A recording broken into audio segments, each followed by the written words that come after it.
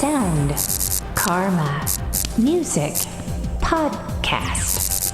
Oh yeah, oh yeah, oh yeah. Oh yeah, welcome to Sound Karma's Song Spotlight. I'm your host, Big Zach. This is a special edition. This is an artist spotlight. We're only going to focus on one song today. It's a new song from Dar.Ra. It's called Stand Up for the Heroes. We had a chance to talk to Dar.Ra probably last week when we had the conversation, and I know a lot of things changed really rapidly with the situation. Business as usual changes. Obviously, the situation itself is very dangerous. But how does this affect the music? You know, with various lockdowns, with curfews, with quarantines. Tours are not happening right now. Festivals have been canceled. In many areas, restrictions are being lifted. So with all that being said, we wanted to get his perspective on music and how this affects music and how this changes things. So let's get right into it. Hey man, how you doing? I'm going good, man. I'm going good. Awesome. Good to hear your voice at last. You know, are you keeping your distance from people? Yeah. It's a strange one because I think there's lots of mixed messages. So I don't think people really know what's going on and what's kind of cool and what isn't cool. Do you know what I mean? Because over here, for instance, I was just literally watching the news, waiting for the call, but they've got one of the top advisors to Boris Johnson, who's like their mastermind, if you like, in the shadows. But he's just been caught for breaking the lockdown and driving 200 miles up to be with his wife in lockdown when he was actually sort of isolating in London. Really? So, if a government ministers are kind of breaking lockdown rules that they're trying to implement, you can't really sort of like expect the general public to kind of do, anything you say when you're not going to follow your own rules. A lot of people aren't buying it. And then, then we had the lockdown thing, which actually, to be honest with you, a lot of people in Britain did actually kind of go with. Do you know what I mean? There was obviously you get people that are sort of defying it, like government ministers. But majority of kind of normal thinking people decided that actually, because we didn't really know what we were dealing with, I think, at that time as well. So there was a lot of, obviously everyone was pretty frightened of what the capabilities of it was. But then, like about a week or two ago, they sort of relaxed it a little bit and said you could go and it's just really weird things like you can't go and see your grandparents, but you can have a cleaner over, for instance. You know what I mean? Or you just really then you can go out, but you can't hang about. You've got to keep moving. Do you know what I mean? You can go to the beach, but you can't sort of sit on it. It was just really odd, kind of really sort of like non-clarity. You know what I'm saying? You can have a sandwich, but you can't eat it. Wow. That sucks if you like sandwiches. You know what I'm saying? Yeah, I know. You can have that vodka and Red Bull, but you cannot drink it. It's all it's all just really it's all just odd. And then you've got all the kind I was listening to a doctor, American doctor, suggesting that a lot of it was overblown and that they were being forced to kind of like say, a lot of people had died of COVID to bump the numbers up for whatever reason. I don't know. So there's lots of kind of like parallel universes going on that does anyone really know what is the truth and what isn't the truth? No, so, yeah, I mean, look, if I hadn't, a lot of people haven't actually experienced it, so they don't think it's real. But it is actually real because my girlfriend's, she's on the front line, you know what I mean? And, I've seen it firsthand. I mean, when it was peaking, which was like just before Easter over here, that was no joke. The shit was hitting the fan. Do you know what I'm saying? Because they were losing people, dude. Do you know what I mean? And she was coming back, and it was stressful. And then we actually developed symptoms of it as well, and it wasn't pleasant. It went on for about 4 or 5 weeks. Really? And ours was mild, but it still took us out of the game. Well, I saw on Instagram, I saw where you posted where, you were, I guess you and Joe had just gone for your test and you're driving back and you're saying, well, we just went for our test. We'll see what happens. And so then you got socked with it then, huh? No, it was, to be honest with you, it was actually before that. I mean, because it was sensitive information and you didn't want to freak the whole neighborhood out that you were somehow had leprosy, you know what I mean? Because everyone was getting really paranoid about it. So we were just trying to keep everybody quite sort of I mean, look, symptoms we had were heavy fatigue and fever, slight breathing kind of scenarios where you really did feel like you had razor blades in your lungs, you know what I mean? And it was unpleasant and loss of appetite, and that did go on for about sort of 4 weeks. And luckily, sort of like Joe had it for a bit, then I had it, you know what I mean? Then we both were sort of in it together, and then we came out the other side. And it was, you just felt like you couldn't do anything. It was just really quite nasty. Nothing I've had. I mean, I've had flus before. That was definitely sort of something quite different. You know what I mean? Mm-hmm. And there was moments there where you thought, "Where's this going? Where's this actually going to go to?" Do you know what I'm saying? Because when you're sort of breathing and you're trying to breathe, and I'm really banging into my yoga and my breathing, breath work, and this, that, and the other. So I've always been into expanding my lungs and taking in some pretty good oxygen levels, you know what I mean? And when I was taking short breaths and struggling to actually hold that breath, I was definitely moments of panic where you just thought, Jesus, like, if this gets any worse, I might have to call, you know what I mean? But luckily, we kind of rode it. So I think from our point of view, we know it's definitely real. There's no hoax about it, do you know what I'm saying?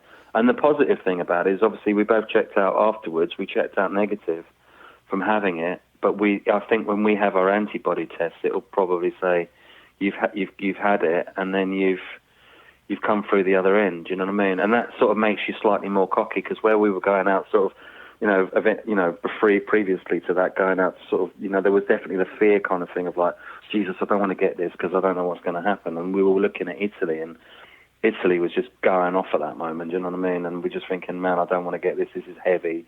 But once you've had it, you're like, I don't give a shit anymore, do you know what I mean? Breathe on me, I don't care, do you know what I mean? You've already grabbed the bull by the horns. Without a bandana on.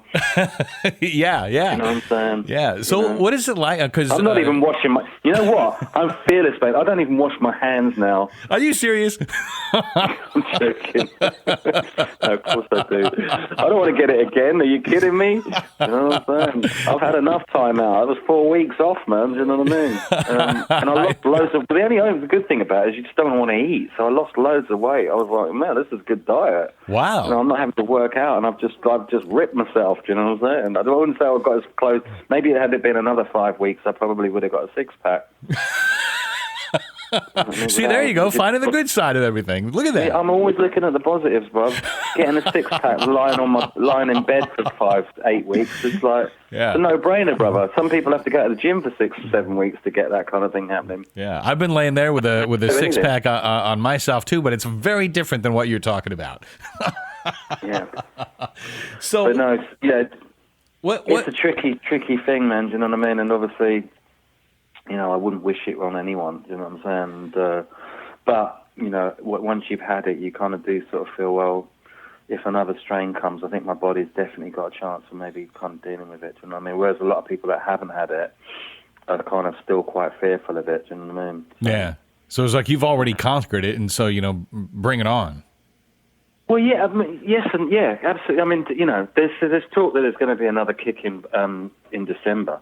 It will die off like now. You're going to see like the figures kind of dropping right off the map, and I think it will lull people into a bit of a false sense of security. Yeah. And then I think that from what I hear, predictions are suggesting around the sort of 16th of December. I've even pinpointed a date for you there. Around that period of time, sort of mid-December, it comes back with the flu as well. So it might be an interesting double whammy just before Christmas. Here, have some flu and some COVID again. Happy Christmas. There you go. Yeah, exactly. Coming down your chimney, man. You know what I mean? It's like the bad Santa. Exactly. Chinese Santas are real. No. So what does this do to your creativity? What do you think? Does it change like how you're looking? Because songwriters, when they write songs, they usually have some kind of a unique perspective on something, whether it's a relationship or some kind of a situation in life or whatever the case is, whatever the cause that somebody's singing about or writing about. You have that one perspective, but now I would imagine having probably had the fear of it before, getting the symptoms, going through what you did for several weeks, and then coming out the other side, I'm guessing your perspective on things is a little bit different. Has it changed your outlook on stuff? I think, initially, I think human beings kind of like sometimes have to go to the edge to come back, do you know what I mean? And then appreciate. I think because, when we have things that are kind of the normality that we've kind of cherished for so long and taken for granted, that homeostasis kind of thing of normality and expecting things kind of like to be there every morning, I definitely think that took a shot out of the park, basically, and made you sort of realise that nothing's kind of like guaranteed. So, in that respect, you know what I mean. But I've always valued my days, and I've always had gratitude for sort of like the little wins that I get or the little things that I get here. So I've never really been one for taking things for granted. But I certainly sort of like, I think my sort of gratitude level has probably gone up another gear. Do you know what I mean? I'm really sort of like appreciate even more so everything that I've got. But, I don't know, perspectives will change as a result of it, definitely, because, we were definitely on the edge. So, and Stand Up for the Heroes came out. As soon as I started to get my kind of strength back and I could pick the guitar up for like longer than, and this is no joke, like literally I picked the guitar up for like, I don't know, 2 or 3 minutes and I'd have to put it down again because I was that fatigued. I was just like, I can't do it. And I couldn't even sing. I know some people say you can't sing anyway. Do you know what I mean? But I couldn't. Who are these people? I want their names. Do you know what I mean? I couldn't hold a note, dude. Do you know what I mean? I was literally sort of like for, I sounded sort of like a bit. I had a bit of a Marilyn Manson thing going on there. Cool. For a little bit. Totally new creative direction for you. Yeah, exactly. I was going death metal. No, I wasn't. I just came out of it, and eventually, little by little, the sort of the will to kind of do something kind of like kick back in again. And I just heard that melody of Stand Up for the Heroes in my head and thought, obviously, because I don't overhear people are sort of doing this big applause thing on a Thursday for our frontline workers. And I just thought, you know what, we're going to need something that's going to sort of stand as a test of time to have their storyline basically kind of like encrypted in history through a song and a film. And so, yeah, I wrote that as a tribute and also as a thank you. Although we didn't go to hospital, a thank you to the people that actually, more so as well, just recognizing the delivery drivers, the shop, the supermarket people who are frontline without any PPE. You know what I mean? Like just turning up for work, fearless. And I just thought, wow, you guys are just phenomenal. Jo, my girlfriend, you know what I mean? She's holding up, 120 bed nursing home, and they lost like 50% of their staff went down with that whole illness thing as well. And, it was literally sort of, they were holding the line, coming back exhausted. And it was, as I say, just before Easter, it was a heavy period of time. So coming through it feels like I wouldn't like to say coming through a battle because we weren't getting kind of shot at, but it felt like the pressure was on. Do you know what I'm saying? And just to keep the kind of getting back on your feet and being healthy again. You know what I mean? That was a fight. You know what I'm saying? So we come through it, and obviously, like you just said about perspectives, I just saw the perspective of telling someone's story through that and having that enshrined in a film and a piece of audio. And I don't know if any other one. I haven't heard anything else that's I'm hearing a lot of cover versions of old songs, sentimentality kind of kicking in, but I haven't heard anything that really sort of like punches home on that level and isn't really, there's no drums, there's no bass, there's no guitars on it. It's just a piano and some strings. So it's just an honest kind of thing. And also just being, because we were on lockdown, I had to record it in my studio. So what you're hearing is literally come out of my studio here. It hasn't gone to a finishing studio. I literally did the mastering here because I thought, well, I can't really send it anywhere and I can't go to my normal studio. So I've literally got to get that done here. And so, yeah, what you're hearing is literally just came out of my studio. I recorded it, did the arrangements, mixed and mastered it, and then it went out, And I was pleased with that, It's very sort of like cathartic just to do it with a bit of rapid kind of energy, you know what I mean, and get it done. It makes it more real because not only are the words, the music, the emotion, and everything that goes into it is a big part of it, but also where you recorded it because it's just infused with that energy. I know when artists go to different studios, there's a different energy, a different vibe, in each studio that they go to. So I would imagine probably recording it with your own equipment, I guess kind of like in the raw. Without the usual settings, I would imagine that probably brings an extra layer that maybe people can't really identify. It's more like subtextual, right? I think you're absolutely right, and I never even thought of it like that. To be honest with you, I just went about doing it and getting it done. So I think you're absolutely right. It does capture, literally coming out of and this is the truth, coming out of a sick bed straight into the studio and recording it, writing and recording it, and just nailing it. And actually, funny enough, when I wrote it on my piano, and Joe came back from work, and I said, I've just finished writing this track. Can you hear it? Do you know what I mean? I'd finished it that afternoon, and I played it to her, and I thought, because normally I don't really play anything until it's kind of recorded and done. Do you know what I mean? 'Cause I think, oh God, you've got a million critics, haven't you? And it's not quite this. And I looked behind me after I finished playing it, and she was crying, and I thought, oh, and she goes, that's just really beautiful. So I thought, if you're touching somebody, whether it's putting a smile on someone's face or, reaching those emotional depths, then I thought, well, that song's definitely got an energy about it. Do you know what I mean? And then obviously once it was done, and I started sending it off to radio stations and PR people that I know, just my close knit people like yourself, actually. Then people were coming back to me going, wow, this is giving me goosebumps, mate. Do you know what I mean? So I thought, we've got something good there. And when we got the film done, I briefed up the guy to do the film. And when that came back, I knew it had to have a visual for it to have the punch that it's got. And so, yeah, it's just a testament to what we've just been through. Because it's easy to forget. Unless you document it, it'll be easy.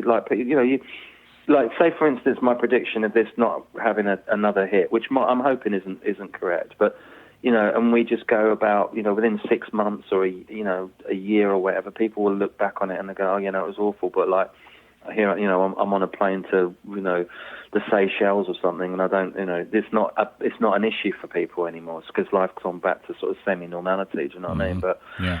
So, you know what I mean? To look back and try and write from the perspective of kind of like, trying to draw a thing that's actually happened is a lot harder than actually writing from that. But coming back to your thing about perspective, man, do you know what I mean? Like having the perspective right in the field when it's happening is probably the best way. And in some ways, I want to get more into that of like write, record, release, rather than sort of like write, let it sit about for a while, record. Then produce and then sort of put it out at some point down the road. You know what I mean? I'd rather it be much more like the Heroes, Stand Up for the Heroes kind of vibe, that working method. Because I just think, like you're just saying about that honesty, it's not like you're trying to like remember where you were at. Like if you've written a song and you've left it for sort of 2 or 3 months or whatever, and then you come back to it, you've got to kind of remember what that emotion was if you're trying to record it. Do you know what I mean? Yeah, now you're hitting it right in the middle of it. You know what I mean? I think that you just get that honesty kind of vibe, and that's what my stuff's about anyway, to be honest with you. It's about really just capturing storylines, capturing moments, and trying to draw on some emotions. Do you know what I mean? Whether it be Rocksteady or any of the tracks that you've supported, Diamonds in the Shadows, they've all got their little their storylines, and hopefully they're drawing kind of an emotion out of the listener as to what the track's about. You know what I mean? So yeah, I think John Lennon was very much about. I think, but after the tail end of the Beatles and stuff, I've listened to interviews. He was saying, he was like, I want it to be like newspapers when I write. I want it to be done and out like instant karma, done, recorded and out within a week. Or that's pretty much what Stand Up for the Heroes was done. I mean, it was written, recorded, mastered, filmed, boom, out to PR, out to the radio stations, literally sort of like as soon as it was done. And I heard it on the radio the other day, actually, a Scottish radio station, were playing it, and I just thought, it's been getting some good radio response, but to hear it sort of coming back and being introduced when it's literally just come out of my studio here, I was just really pleased, man. Do you know what I mean? Really pleased. I thought, and it just cut through really well. So, yeah, I'm pleased. And as I say, if the other deal is, I just felt it was important that we try and raise some money for people who are sort of, going to find financially it's going to be a bit tough, So yeah, all the money that I get through from it, I will put into frontline charities, food banks, that kind of thing, and just be able to. But bottom line, give it to the people that need it rather than give it to a big body that it then top tiers down. Do you know what I mean? And trickles down eventually. I want to. Whatever money comes in, I want to give it to the people that actually need it. So all about giving back and paying it forward.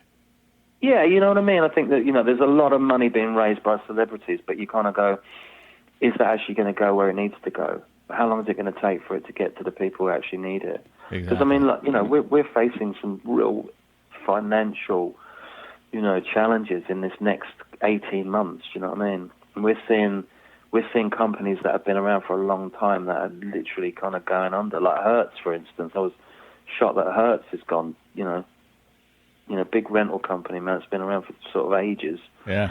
Ain't gonna be there next time you get off your plane. Do you know what I'm saying? So what does this do to the music industry? Where do we go from here? Does this change like the whole really process from the creative part to the capturing the emotion, capturing the songs, getting these tracks down, and then distributing them? Does it change like topics that we cover in lyrics and subject matter? And how does it change the whole thing? Is it because I assume it's not business as usual going forward?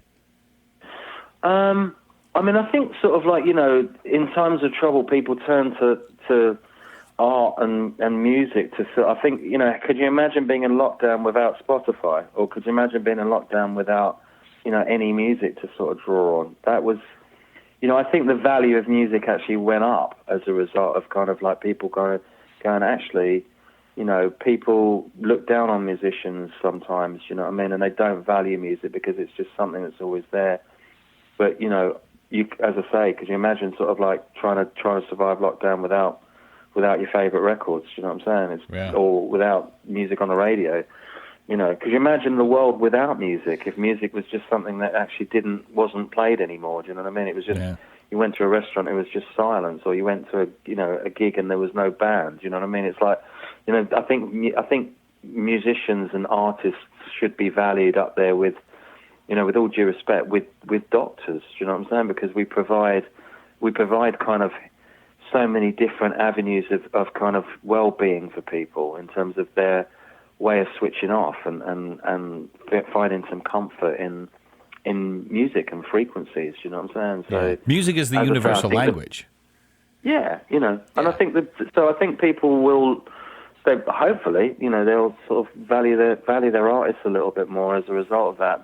Whether the business will change, I think it will probably get harder in some ways. Do you know what I'm saying? I think it will get. I think, from where I'm sort of looking, I think that the record labels now, I think they're done.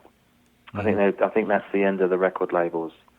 I think they've probably got another few years to kind of to really, cash in on their back catalogue. But I think they're done because I think once Spotify open up their channels to artists to basically upload and be accounted to, Spotify will take over and it will probably challenge YouTube as well, I would think. Yeah. And that'll be the end of the labels because they really won't be able to offer you anything apart from a marketing sort of plan. But I can't sort of see them really sort of surviving, to be fair. So I think they'll change. That'll change the scope. I think people will carry on using technology. How they make music is probably, it probably won't change in terms of sort of the way majority, kind of like your Drakes and all those boys make their music. It's very digital orientated anyway. I come from a different world where it's really about can you play it on a guitar or can you play it on a piano or a set of spoons? Do you know what I'm saying? So I come from much more of a an organic kind of point of view. I don't touch any computers. I don't put any beats together. It's really just I try and make sure the stories are working first and the music's working before, I go anywhere near computers. Do you know what I'm saying? To even record, Yeah. So my vibe won't change. Do you know what I'm saying? I will just keep seeing storylines, writing storylines, and trying to make them, accessible for a sort of cool little melody that people can either nod along to or kind of want to find out a little bit more about. Cool. Well, brother, we love what you do. Keep doing what you're doing. The new song is called "Stand Up for the Heroes." And where can people get it? Anywhere? Bandcamp? Where? At the moment, it's only on it's on Bandcamp, which if I can give you all the links and then people can come and check you out. But I've only literally put it out through Bandcamp as a download. It's not on Spotify yet, as it were. But I've got I've just another job to do after, because I'm obviously sort of doing loads of kind of media bits and pieces. So I've got to get it out to my distributors this week. So if people want to tune into it and stream it on Spotify, they can. It's available. The video's on YouTube. Just search Dar.Ra, Dar.Ra, and Stand Up for the Heroes, and you can check it, and the link's actually on that video as well. So, as I say, it'll be I think it's about $1.20. It's £1 over here. So it's a buck basically. Do you know what I mean? To sort of help someone else maybe, have a decent meal. Cool. Well, Dar.Ra, we appreciate you taking the time. We appreciate you being creative and making great music, and we'll talk again soon. Listen, when we talk again, I'm going to play some music live for you. How's that? Oh, cool! Can't wait for that. We'll arrange another one soon. Let's Skype it out this time, and we'll definitely kind of get some tunes. I'll do whatever you want. You can do a request session, and I'll just fire them back at you. Oh, cool. Can I also just mention that I've got a new TV show starting, and it's called Hollaback, and it's a review show, and I'm doing it with an American lady called MJ, and it's on Holla TV, and it will be sort of a Wednesday night we broadcast, and obviously it will be live on Facebook and YouTube and this, that, and the other. We've also got Jamazine in Chicago putting it out through Amazon TV as well. Obviously, it's just early days, so we're going to be sort of trialing it and see how it goes. But it's basically a review show of music and also sort of like what's happening culturally in the UK and the US, stuff that's, little news stories that has been overlooked by the mainstream media. So we'll just be sort of talking about stuff and just off the cuff stuff. Do you know what I mean? Cool. So sounds awesome. I can't wait to see that. It's going to be cool, man. And MJ's really cool. There's a couple of interviews that I did with MJ, obviously for stand-up, and people were sort of going, my God, you two have got a really good online, sort of a good on-screen kind of chemistry thing happening there. And we just sort of started to talk afterwards, and I said, well, wouldn't it be a good idea if we did a really cool sort of review show? So, yeah, that starts, I think it's going to start this Wednesday through Holla TV and their networks, and obviously they'll feed it out to, on the Wednesday night. So it'll be a weekly, and if people, want us to kind of review kind of bits and pieces, we're quite happy to do that and stuff. And hey, we should get you on. You don't know what you're asking yet. No, I think we should. I think we should get you on, dude, talking about, because you've had a journey as well, bruv. You know what I mean? I mean, you've done a big move right in the middle of lockdown. You could be. I want to hear all your how you did it, because it's a huge thing for you guys. You did a big studio switch, didn't you? Yeah, we did. Right in all the wrong times. We left the old place, and while we were on the road, Southern California went into lockdown, and we weren't here yet. Yeah, you were on the road. Where did you? I can't remember where you were before, but you were quite a way away from San Diego, right? Yeah. Nashville's a long way from. Oh yeah, so you came from Nashville to San Diego. Yeah. So that's a huge story right there. Yeah, it is. It's pretty cool. We'll get into that. Yeah, let's do that. Let's set that up. That'll be cool. All right, I'll talk to MJ and we'll see if we can get you on as a sort of early kind of guest, and we can have a good old natter. And I think you'll enjoy it, Zach. Man, it's a cool thing. So there's new bits and pieces coming. Also, I know I promised I've got you an exclusive remix of the beat, which has just come in from a great producer called Vidula, and he's from Sri Lanka. Brilliant. He did the Lights remix for me. So Cool. that's coming to you as an exclusive. It's a big fat Bhangra, obviously with my rock kind of bits and pieces over the top of it. So it's like Bhangra rock and roll. It's never been done before, my friend. You know what I mean? So you'll be the Sweet. first person to get that. Awesome. Thanks, man. We appreciate that. I appreciate you, man, and I appreciate all your listeners as well. So big love going out to them. You too, brother. Go wash your hands and don't touch your face. You know that, brother. I'm doing it right now as we speak. Talk to you later, man. Take it easy, brother. Bye-bye. Stay